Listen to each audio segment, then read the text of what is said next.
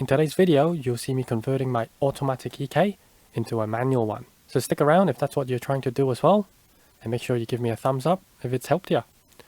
Let's start off with a list of parts that we're going to need for this swap. A key component you're going to need are these mounts. So this is the gearbox top mount, and this is the mount on top of the gearbox.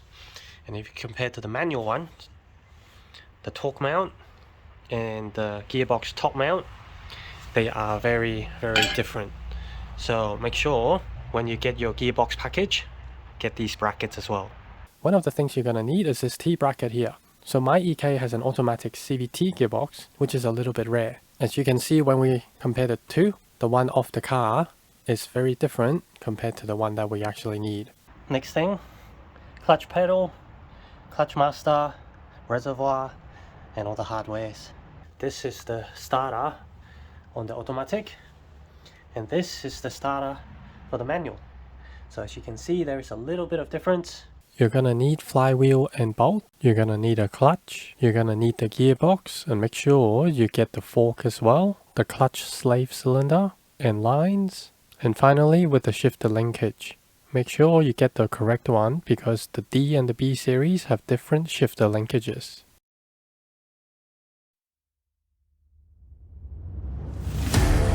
Hey everyone, welcome to For Car's Sake. So we are going to start manual swapping this right-hand drive EK VTi sedan.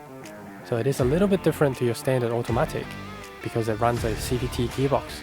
However, majority of the swap will be very similar.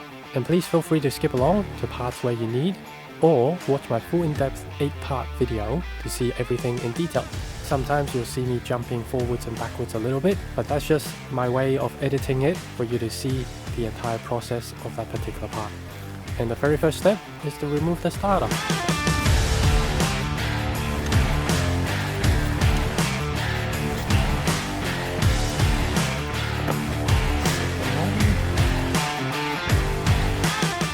Sometimes when things become loose like this, all you need to do is just hold on, push it back in place, and the bolt is going to come out a lot easier. Now it's time to remove all the plugs, wiring, and any brackets. As I mentioned, mine is a little bit different because of the CVT. Your normal automatic will be at the bottom of the gearbox.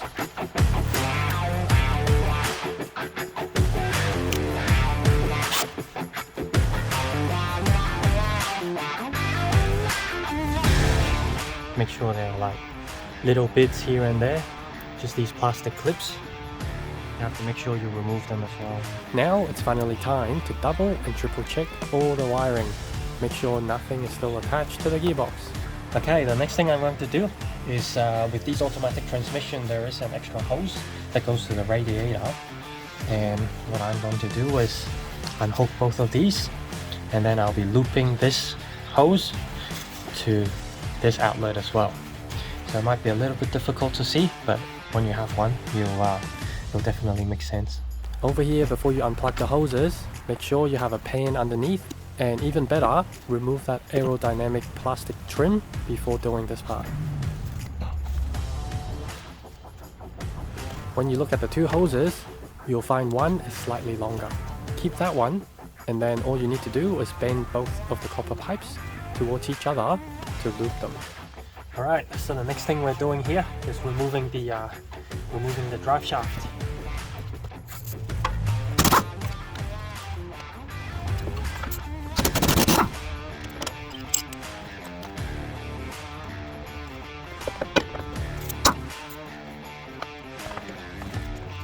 And here I learned the hard way, before you pull your drive shafts off, make sure you drain the gearbox.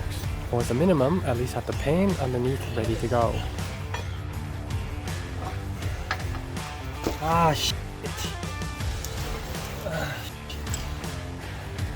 Where's my tray? Ah!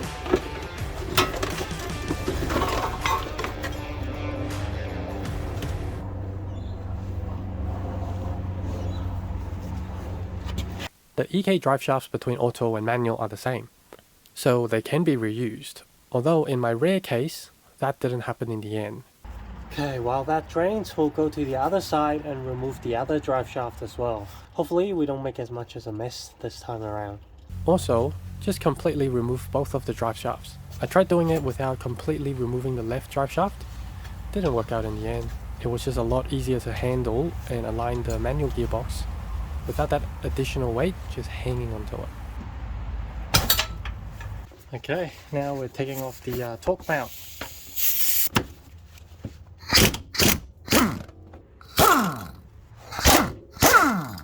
So now that that is loose, you won't be able to take it off just yet. The last one is just up here, 12 mil. So I'll just take it off without boring you guys. So I'm gonna start cracking the individual nuts, separating the gearbox and the engine. At the bottom here there are two main ones. That kind of faces the engine. And over here you'll see me trying to remove the bolt on the T-bracket.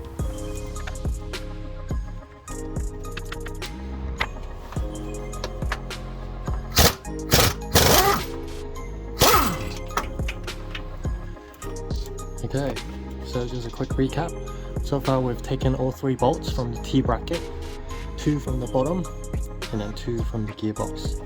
And under the car, I've got the jack ready to attach the gearbox, and on the other side I've also got the jack stand there with a piece of wood ready to catch the bottom of the engine as well.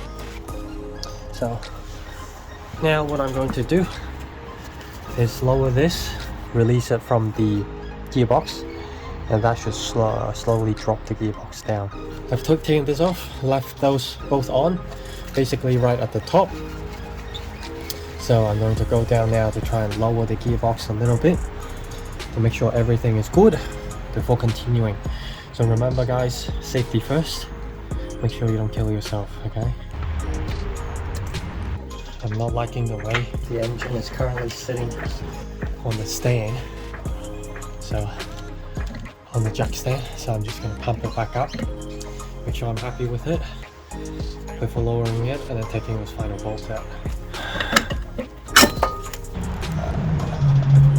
Something that you should have done is don't undo the bolts all the way, but at least crack them when the engine mount is still on.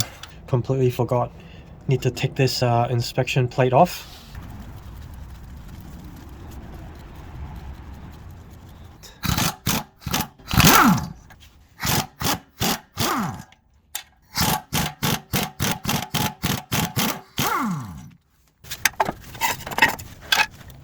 So taking off the bolts, attaching the flex plate to the torque converter. And I've found as you need to rotate them, instead of using a flat head, I'm actually using the bolts that are secured in as a leverage to turn the flex plate. I find this is actually easier and quicker. So stick it in like this, then pull. Make sure you get it so the next one you can access it before you undo this one. Before you undo this one.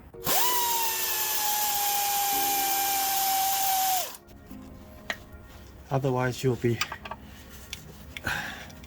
trying to do it with a flat head, one tooth at a time, and it's absolutely going to take forever.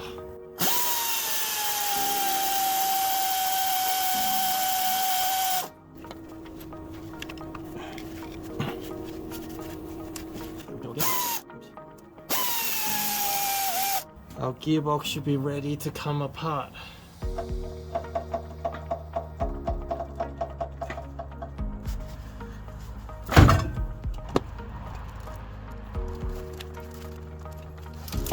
Oh shit.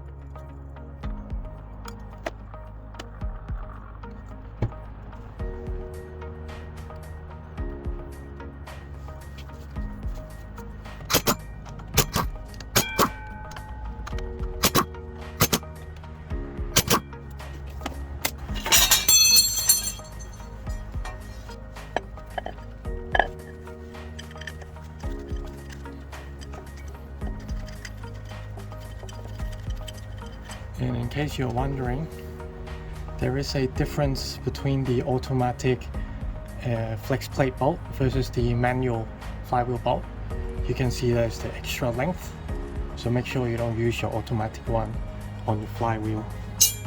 Alright, the torque spec is 120 Newton meters of torque or 87 foot-pound as per the Honda servicing guide.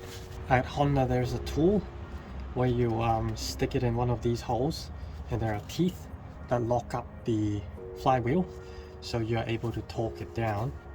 I do not have that tool, so this is like the next best thing I can do, which is put in one of the bolts at the gearbox, a spanner, and then just have it sitting against one of the pressure plate bolts.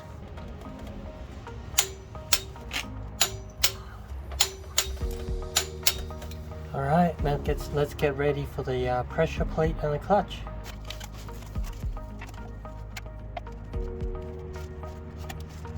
And if you don't line this up correctly, the gearbox is not going to go in as well.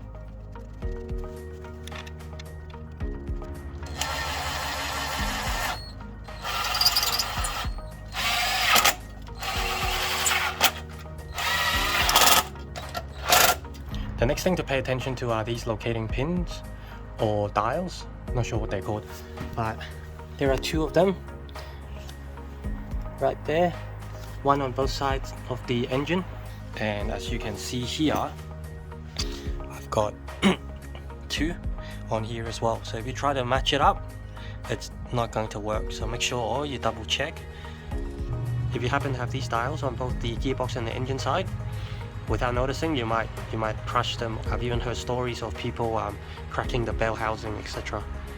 when they tighten the gearbox onto the engine without realizing there were one of these on the gearbox and the engine side. So make sure you don't make that mistake. And to remove them is pretty easy. Just get a pair of pliers, give it a twist, and out they come. So the way this works is when you press on the clutch, it pushes on here and it pivots right here on this ball, and then it pushes this into the pressure plate and therefore disengaging the clutch. And as you can see, it's bone dry right there, and obviously every time you press on the clutch there's friction there. So while we're here, it's easy enough to just give it a bit of grease, and I'm just using some all-purpose grease, and just slap it all around this little ball. And that is going to help avoid some of the noises when you press onto the clutch. Might as well just grease this up a little bit as well.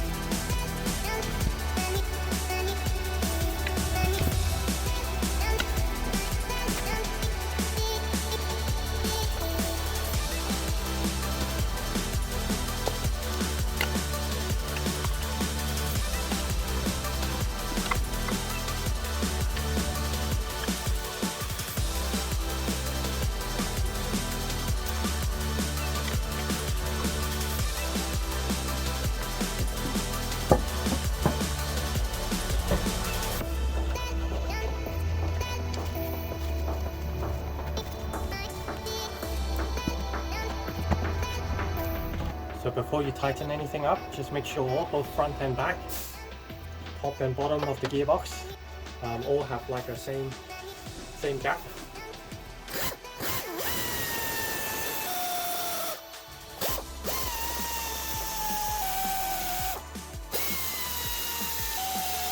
Alright, so right now I'm going to install the torque mount first. Make sure you have the mount sort of semi done, because otherwise once you've got this in, you won't be able to put this bushing in.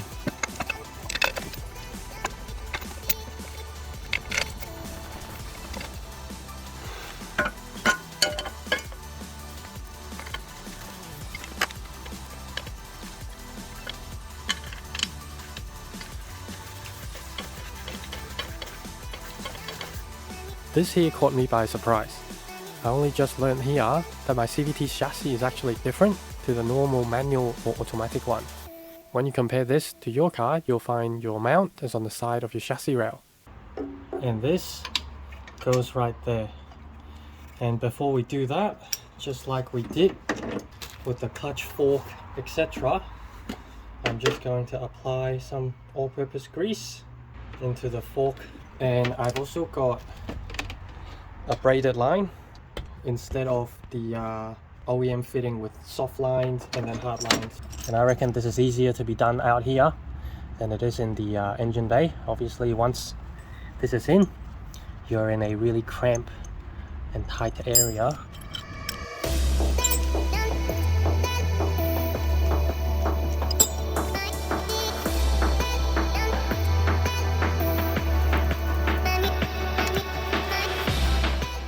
Okay, the next step is under here in the carpet up there. There is a pre-cut shape for the clutch master cylinder. So you just need to rip these out. And then there's also on the other side from the engine bay a rubber grommet as well, plus two little rubber grommets that you need to remove for the bolts. So as you can see, even though this is the automatic chassis, it's already got the space for the clutch master over there. And also up here, this is the location for the two bolts holding the clutch reservoir.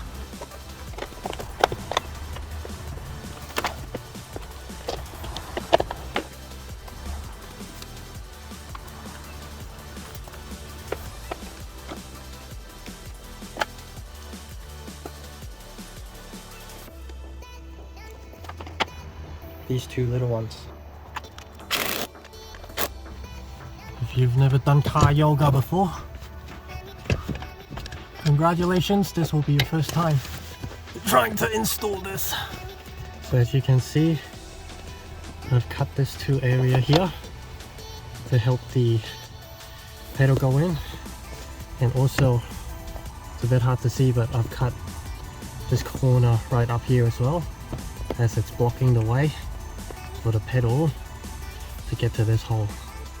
Alright, now I've got the top bolt sort of a third way in, so it still moves around. You can see there's plenty of adjustment there. The next thing I'm going to do is put in the pedal, so I can use the pedal to pull the clutch master towards us in order to put in the nuts. Alright, everything is tight now. The only thing missing is this security pin. So that goes right there. And also this clutch pedal is of an EG.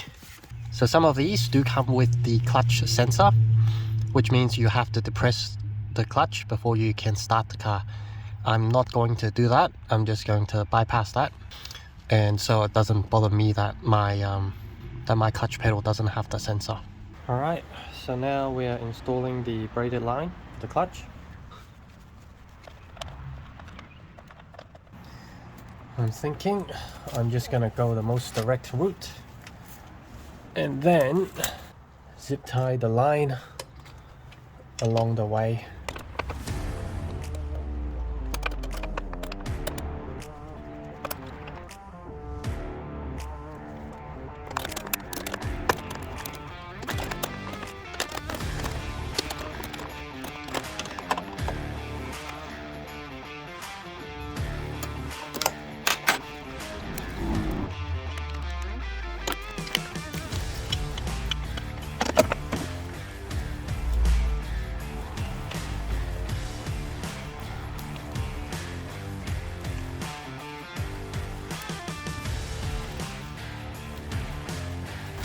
There's also this little thing that goes to the starter.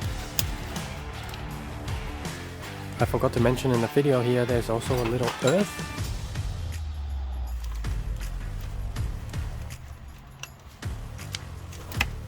In the ignition, there's a little pin that secures your key when your automatic gear is not in park. Okay, so this is the thing I was talking about. Here it is. So this is the pin. So this is how it works. When it's not in park, it's gonna lift this up and you won't be able to turn the key back down. Once you release it, you'll be able to release your key. So that's why you need to get rid of it.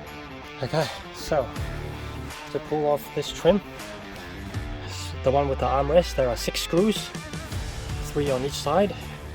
And once you've done, you just pull it back and lift it over the handbrake. And with the one up front, there are 4 screws in total, 2 on each side. And it's just a matter of lift and come straight out. On the side of the gear knob, there's a little Phillips.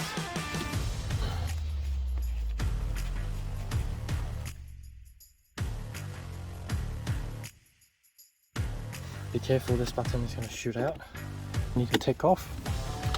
Once again, it's a Phillips.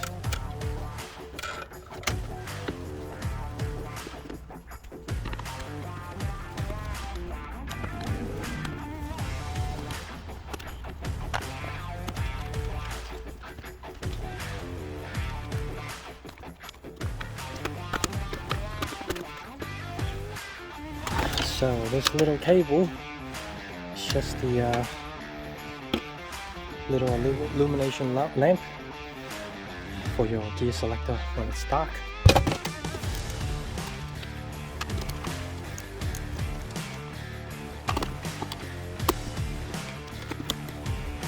Alright, so this little thing is what secures your selector to the cable.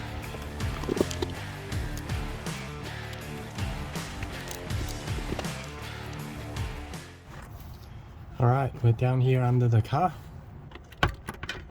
And make sure whenever you guys come under the car to put on eye protection, just in case anything drops into your eyes while this comes off.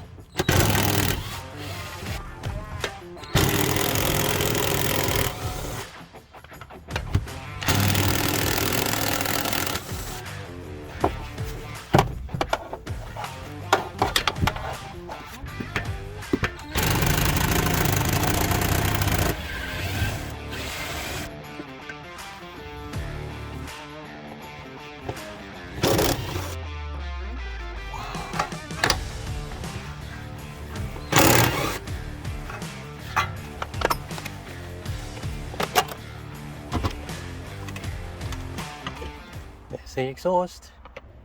These 2 thick cables will need to be cut off and then soldered together. That's what tells the car, or in the future fools the car into thinking I'm in park, and therefore it will be able to start the vehicle. Then the second one we're going to need are these 2 here on the inside. So these 2 are the reversing lights, and we're gonna have to get a signal from here all the way to the front of the gearbox, those 2 pins, in order to get reversing light working. The rest doesn't really matter. It's just sending signals to the ECU telling it what gear it's in, but it's not going to matter anymore. So some people do go ahead and cut them all. I prefer to not cut everything, just in case something goes wrong. It will make it easier to diagnose and also track down. So that's just my way to do it, but whatever you want, feel free to do it. And in fact, some people don't do it here. They trace the wire back towards the fuse box and do all this bridging near the fuse box. You minimize your wiring as well.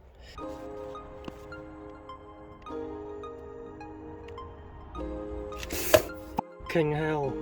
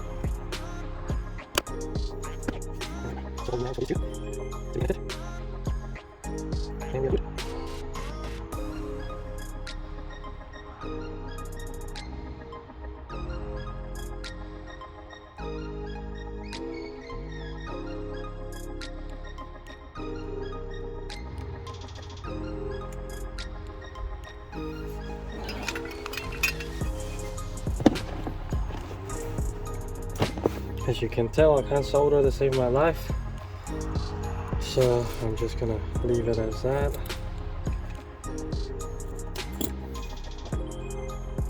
There is a little bit of solder at the top where it connects, and that's good enough for me.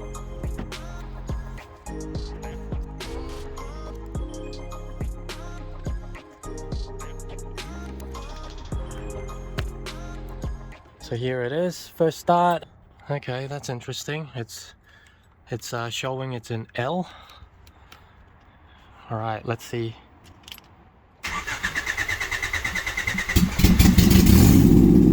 Hey!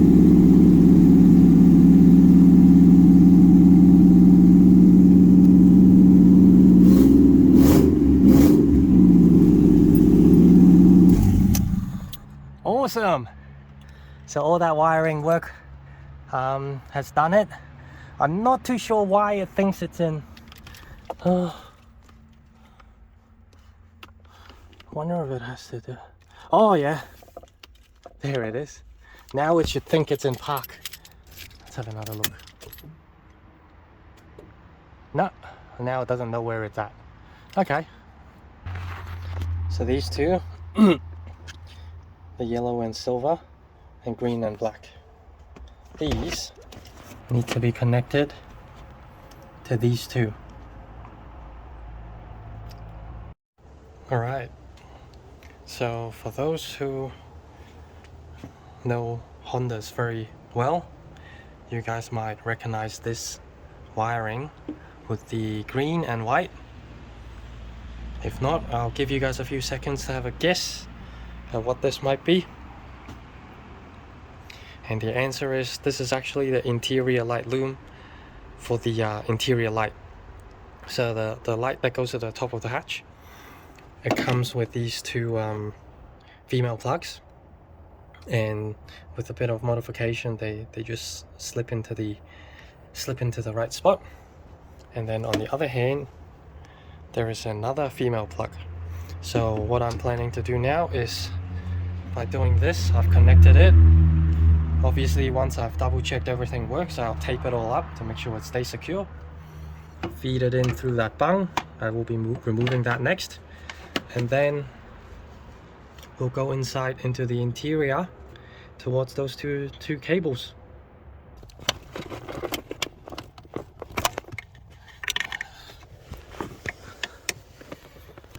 Alright, so now I'm not gonna worry about making it neat or anything just yet.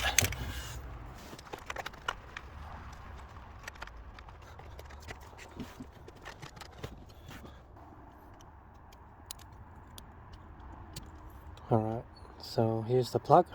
I got this from a scrap car. It's an interior loom, and so that way I know for sure it's the same or similar gauge, and it'll handle getting through the power with all the electrical, etc. So for the moment I do not know which one is which, so I'm not going to solder in the wiring just yet, but that's basically my solution. Once I've made sure which one is ground and which one is live, and that the reversing light works, I'll solder it in. For the moment, just going to tape it up first in case it's short on each other. But yeah, that's how this is the way I'm planning to do this, and able to end up have a plug right here. Alright, the next thing to try now is the reversing light. So to test this, I'm just going to turn the car on ignition and then chuck it in reverse to see if the light comes on. Hey, I got it right. So yeah, lucky try there. I mean, there's 50-50 chance anyways, but yeah, I got it. So that's one big problem solved.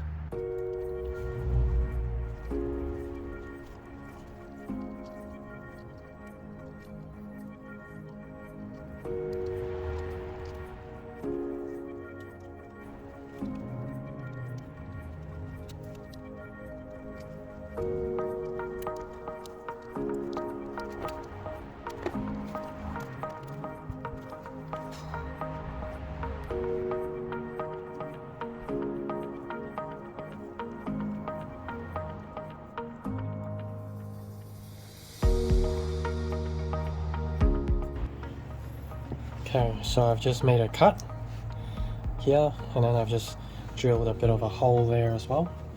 So it's going to go around this. Hole needs to be a lot bigger. Okay, now I've drilled the hole quite a bit bigger.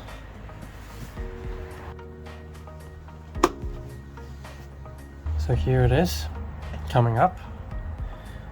And then I use the original conduit, and then simply goes in right under there. So unless you know, you're probably not even going to notice this extra cable. And also obviously once the intake is in, all that is blocked as well, so it's a lot less obvious. This I'm still gonna have to find a spot to zip tie. Ooh, just spotted an earth. So that needs to go there. I'll do that. So yeah, that's my solution for that. So what we're doing today is trimming this bit off in order to clear the way for the shifter linkage. So I've tried some other ways, that's why you'll see some scratches and whatnot, but I've gone and bought this cutting this, and today we'll be cutting that off. And before you start, make sure you guys put on eye protection.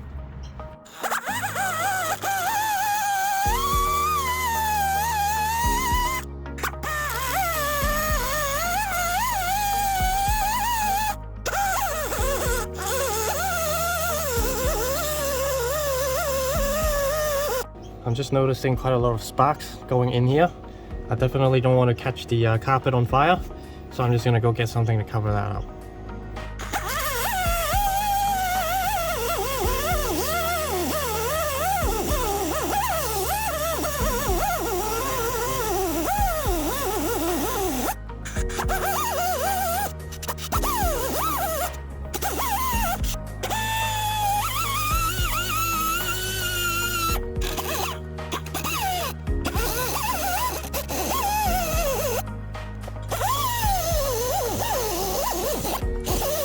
Alright, so I've just made a cut around the bottom here, and I've also cut this bit a little bit off as well.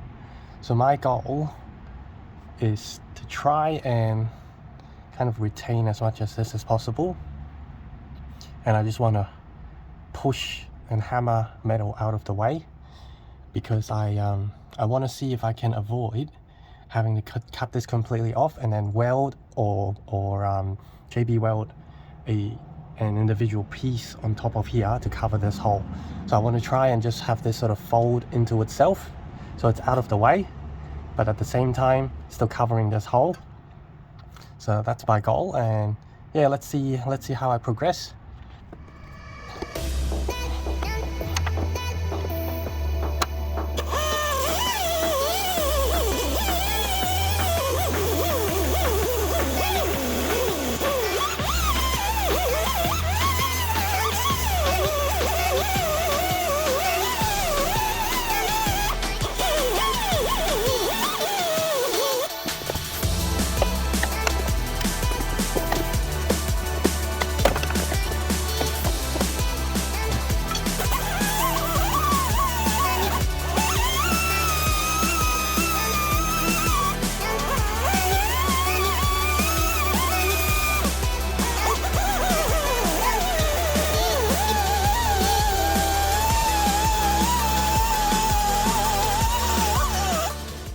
basically it. $5 gone. So here I'm literally using a block of wood and a trolley jack to flatten this. And then I accidentally knocked the camera over, so here's a good view of the resonator.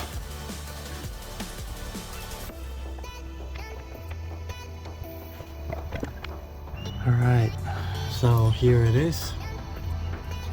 After a combination of pliers, hammers, as well as using a jack and a block of wood to jack it up, this is the result.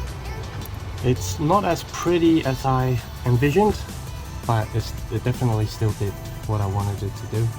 There is, as you can see, a little bit of gap, but that is a much easier gap to manage versus a massive gap if you cut this whole area out. And like I said, this one I just bent it forward. So now I'm just gonna give it a bit of paint to ensure it doesn't rust. And then we can look at installing the gear linkage. Use sealant to seal out that hole.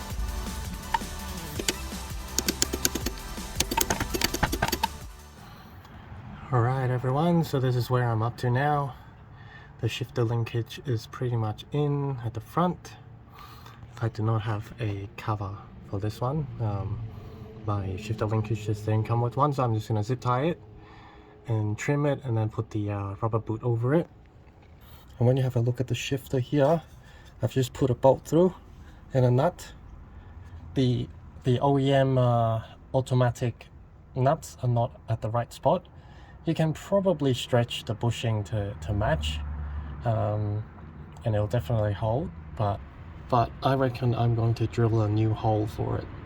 So yeah, and once again, this is where the shifter automatic cable comes out of.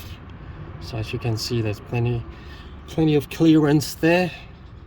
Okay, we're going to bleed the clutch today. I've got some .4 fluid. The service manual does say .3, but it's alright to use .4 as well. So I'm just topping that up, and then over here I've refitted the rubber boot first as well, and I've just put a hose down to the bottle there as well to catch any excess fluid. And what you need to do is start pumping the clutch pedal, pump it until it sort of gets hard, double check the fluid level, and then pump a few more times, hold at the bottom, then release this to release any air from this end to ensure the system, or this hose all the way, does not have air pockets in it.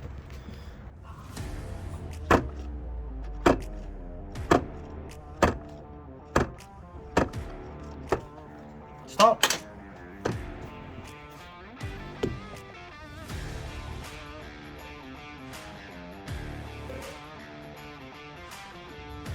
Go again. Alright everyone, now it's time to fill up the gearbox. This little nut there, that's where you fill it.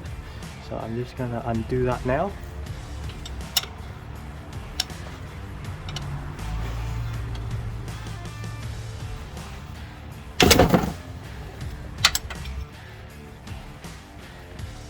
Now that you have the fill hole exposed, you need to grab a hose to then feed the oil in. Before you start this step, you need to make sure the car is level.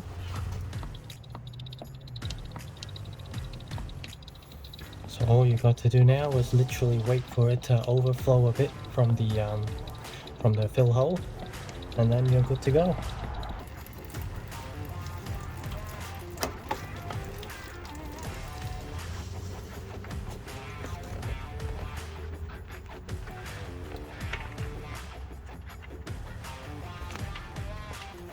Alright, let's see after all that work. Now let's try put it in first gear.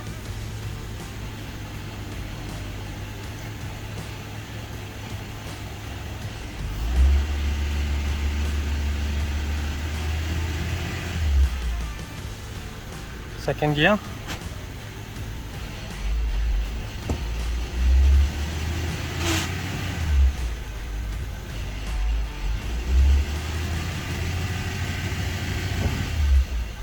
third gear.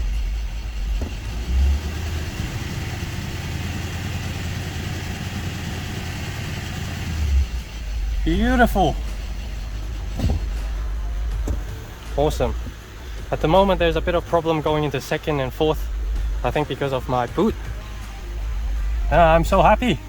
I am looking to cut this. So one of the, so it's the same size as the manual. The reason for that is up top, the throttle cable for the manual is slightly different to the automatic one. So to do it right, if I change the pedals to manual, that will also mean I'm gonna need to change the cable as well, throttle cable, which I'm not that keen to do. That's pretty much it. Now it's just a refit and reinstall the interior, do the final bit with the brake pedal, but manual swap is basically all done. So here it is in the end, guys. The manual swap is complete. The vehicle started, it ran and drove, and all the interior trims are back in place as well. So I hope this video has helped you. If it has, make sure to give me a thumbs up and subscribe. That way you'll be able to see what I get up to next in the realms of old Hondas as well. Cheers everyone, and I hope you have a good one.